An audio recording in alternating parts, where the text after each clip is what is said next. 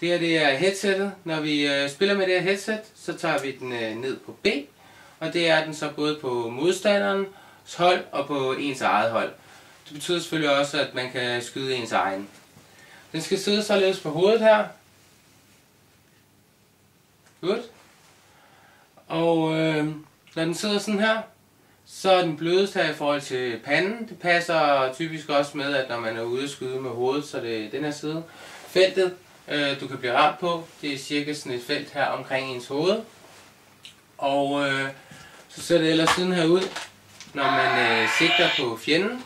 Den her skal pege på A, fremad, sådan så de kan modtage hinanden. Nu vibrerer den en lille smule ind mod tændingen, og det betyder så, at fjenden er i nærheden, eller at ens egen peger på en. Når der skydes, så vibrerer den kraftigt, og så ved han tydeligt, at han er blevet ramt en gang. Hver gang der skydes 2 gange, så forsvinder der så en dot, og på den måde så har man så 10 liv. Lad os se, hvad der sker, efter at have skudt ham 10 gange.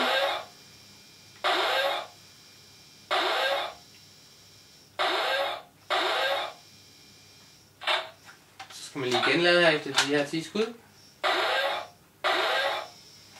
Så vibrerer den rigtig kraftigt, og efter et stykke tid, så slukker den fuldstændig. På den her måde, så ved han så, at han er ude af spillet. Man kan også se det på stor afstand, at hvis der er en, der løber rundt med en, der er slukket som det her, så er det fordi, han allerede er død. Så skal han enten have fat i medic, eller han skal ned og spawn, eller alt efter hvad for det er for et spil, så kan det være, at han er ude af spillet indtil til næste spil, det starter. Hvis vi lige tager den af nu. Hvis den ikke sidder behageligt på hovedet, så kan den indstilles herinde.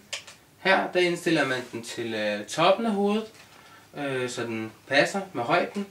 Og herinde bagved igen, der har vi den her, og der kan man indstille det sådan, så den passer med panden.